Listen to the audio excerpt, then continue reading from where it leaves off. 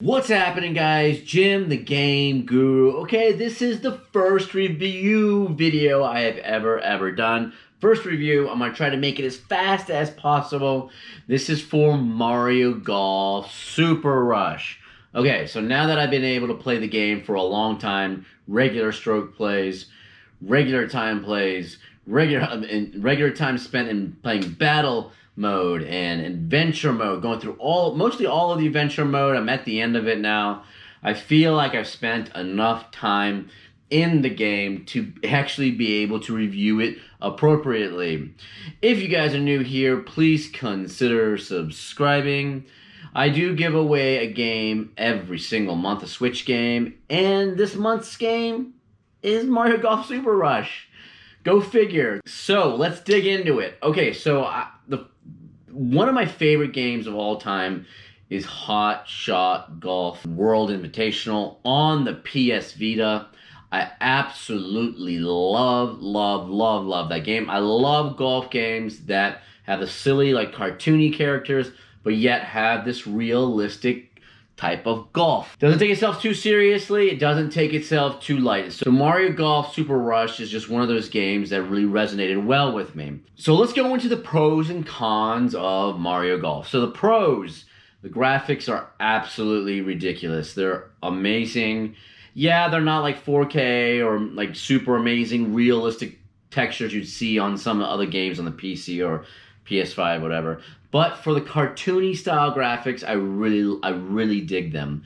Super awesome. The UI is absolutely beautiful. I like the way they made it nice and simplistic. It's sharp looking. The music in the game sits well with it. It's nothing really unique and crazy as far as the music. It's the kind of music I would expect in any Mario game, but it just fits with the game so well. Controls, man, the controls are absolutely on point. It's so easy to control every single one of your shots, from driving to chipping to putting. They did a masterful job with the controls. Replayability is another pro. I continuously play this game, regular stroke play or whatever mode, everything in the game I continually play. It's also a great game to play local competitive wise with other people in the room, split screen. It's fantastic, and it's just fun. It's just really fun. I think Nintendo hit it out of the park with this game.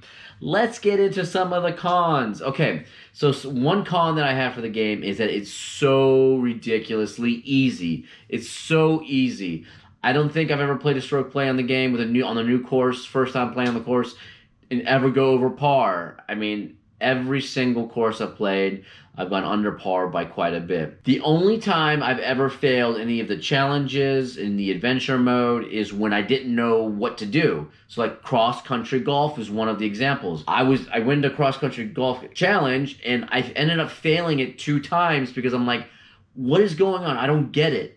Because you're supposed to like hit to these holes in a certain amount of time, and once you hit it in one of the holes, that hole disappears and you have to hit it on other ones. And I didn't realize that. I was playing the holes straight down the fairway for each one as I was going down, and that caused me to fail. But once I figured out how some of the challenges worked in the adventure mode, then it was really easy to beat. So, challenge, not so hot. The other thing about this game is that it's very little customization. It's kind of funny, though, in this day and age, with a lot of microtransactions, like a lot of cosmetic stuff, a lot of different characters, everyone's always throwing additional add-ons to games. Now, this game is supposed to have additional add-ons down the future with free updates, but I'm actually kind of surprised that there's not a lot of variety when it comes to like costumes and clubs and even in the adventure mode, when I'm going through there, I'm going to the golf clubhouse and buying stuff, it didn't feel like there was anything beyond the normal set of clubs that you got. what happens is you find clubs later on that you would give you an advantage within that particular territory. So like if you're in the woods territory with the lightning and the wind, you'd find clubs that would help you with that, and you can buy those clubs. And you're in the sand area, you can find clubs that help you with that. And then later on you get a lob wedge. So you find the things that you need to find, but there's not a whole lot of variety. The other thing I didn't like in the game was that the physics, even though the physics were good, they weren't really realistic. You hit the ball, you have like, let's say you had a green that is has a slope around it with bunkers on the side or something, for example.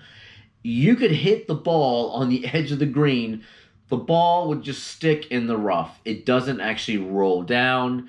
Like in Hot Shots World Invitational, if you ever hit a ball on a green like that has a slope on the side of the bunker, the ball will most likely end up rolling down into the bunker. So the physics just, I think that's what makes the game a little too easy. So like even if you had a perfect shot in the fairway, but it starts to roll, it doesn't have enough roll and kick to the point where once it hits that rough, it's going to go further in. It's just going to stop right when it hits that line. Right when it hits that line right there where that rough is, the ball just stops.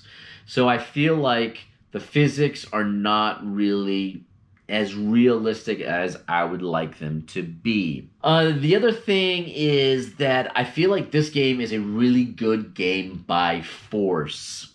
Meaning Nintendo has a lot of money. They want this game to be a hit. They throw a lot of money at it.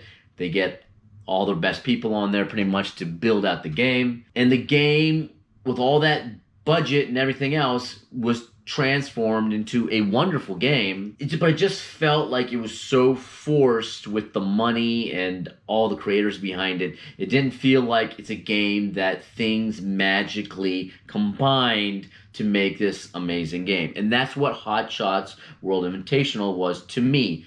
That game does not have graphics like Mario Golf Super Rush. It's an older title too, so obviously it's not gonna have as good of graphics. I don't feel like it has, like, even the music is okay in that game. The physics are really good in that game. But when you have a bunch of okay things in that title that kind of come, and then once they come together, somehow when they come together, they make something magical happen. And it wasn't through a massive budget. It wasn't through a crazy whatever. It just felt like things naturally came together and made a really solid, amazing golf game. I feel like this golf game, even though it's fantastic, it did feel like it was forcefully put together, and it just has all that glitz and glamour of like Nintendo and, hey, we're gonna make this big no matter what. So that to me is a little bit of a downside. I like it when these games that come out of nowhere and they kind of magically come together with certain components and they just become a super amazing hit. But overall, love the game. Fantastic. If I had to rate this game right now, I would give it a 9 out of 10. My first review, my first rating on a game.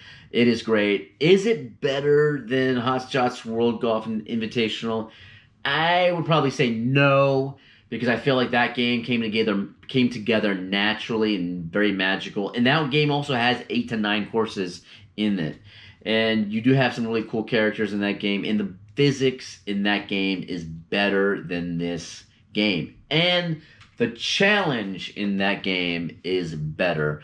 Like the courses in that game are super hard compared to Mario Golf Super Rush. So I would probably give the Hot Shots game a 9.5 if I had to rate it, but Mario Golf is definitely close behind it at a 9. It's a definitely high recommend for me. If you like golf, or if you like Mario games, or if you like just a fun game, you mess around with people, Mario Golf Super Rush is a good buy.